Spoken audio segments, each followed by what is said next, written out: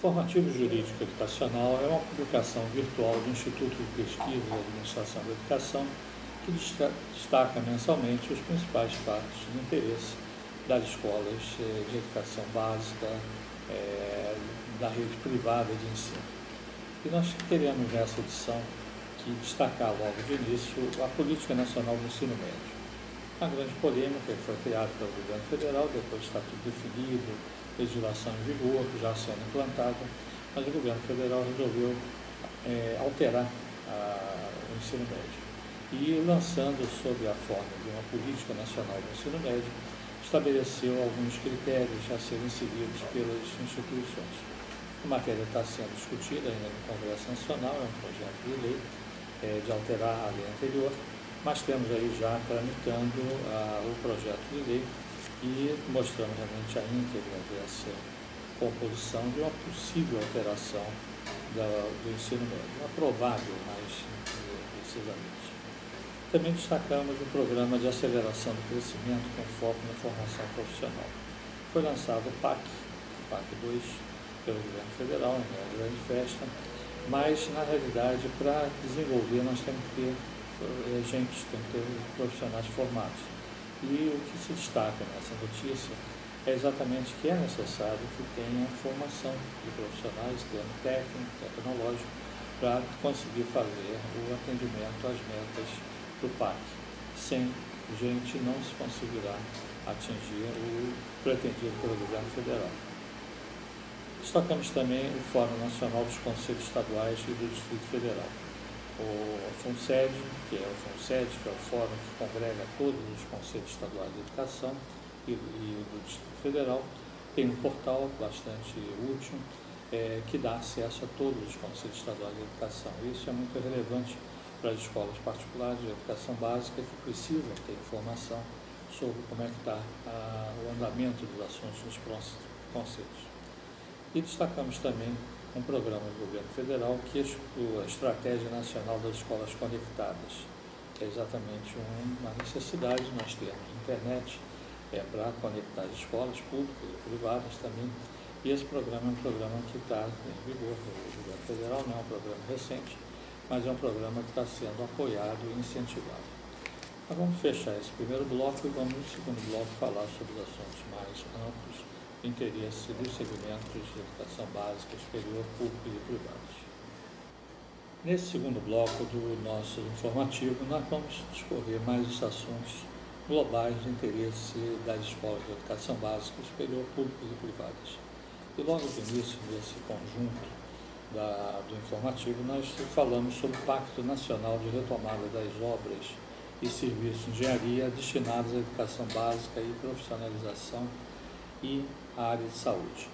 Essa mesma lei, que foi a Lei 14.719, de 1º de novembro, ela colocou dois assuntos misturados. Um sobre o Pacto de Retomada de Obra e o outro sobre a alteração do FIES. Não é comum, não é aconselhável, inclusive, que você tenha assuntos diferentes na mesma lei. Mas isso lançou, a lei está em vigor, está publicado, está aprovado, e envolve dois aspectos, que é exatamente a retomada das obras e a modificação de regras do FIES para facilitar inclusive o pagamento por parte de quem está devendo o FIES. Também tivemos uma outra lei, a Lei 14.723, de 13 de novembro, que é a Lei de Cotas para o acesso às instituições federais de educação superior, ensino técnico de nível médio, para estudantes pretos, pardos, indígenas, quilombolas e pessoas com deficiência, bem como aqueles que tenham cursado integralmente o ensino médio ou fundamental escola pública. Então, a lei de cotas já existia, houve uma modificação por essa nova lei e foi sancionada, está em vigor, para manter os critérios anteriormente já existentes e novos critérios foram adicionados para beneficiar. Outra matéria também que nós queremos destacar é a certificação das entidades beneficentes e processos referentes à imunidade da contribuição e seguridade social. Com o decreto, o decreto 11.791, do dia 21 de novembro de 23, regulamenta a lei complementar 187, de 16 de dezembro de 21, e traz realmente muita complexidade para as entidades filantrópicas. Então nós temos que observar que todas as entidades, para gozar dos benefícios tributários, precisarão cumprir uma série de requisitos previstos aqui nessa legislação. Tivemos também o relançamento, através do decreto 11.783, do dia 16 de novembro, do programa Brasil Mais Produtivo. Já existia antes o chamado programa Brasil Mais, mas foi acrescentado o produtivo e temos um decreto que mostra realmente as oportunidades, inclusive, para as instituições de ensino. Também uma outra medida provisória que foi lançada, a 11.198, de 27 de novembro, que cria a poupança de incentivo à permanência e conclusão escolar para os estudantes do ensino médio. Então, é uma ideia trazida de recursos na ordem de 20 bilhões de reais para distribuir bolsas para alunos do ensino médio poderem continuar, evitar que eles parem para trabalhar. Então, está sendo colocado, ainda não virou lei, mas já está em vigor, porque é uma medida provisória, e temos aí realmente uma matéria que vai ser discutida, vai sair só para o começo do ano que vem, mas temos aí realmente a iniciativa de destinação de recursos para a manutenção do aluno no ensino médio.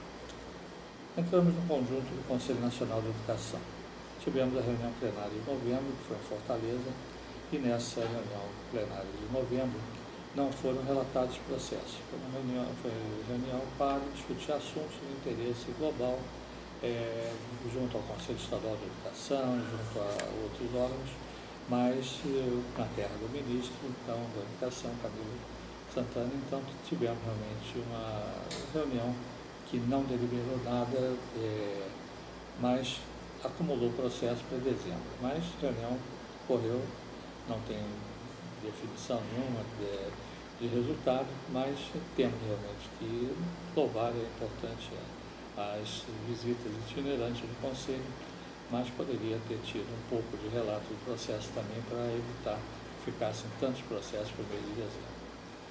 Tivemos também a troca do secretário executivo.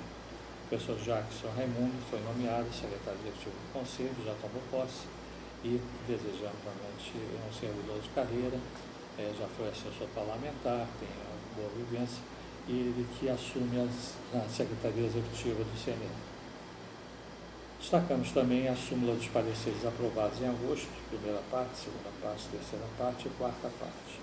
Tem sido dividido em etapas essas publicações, mas temos aí realmente agosto já definido. Ainda está faltando o mês de junho, pulou o mês de junho, mas temos faltando ainda setembro, outubro, novembro e vamos entrar agora no próximo mês de dezembro com necessidade da liberação das súmulas. Então, assim encerramos a nossa edição do informativo e trazendo matérias de interesse para as escolas de educação básica superior.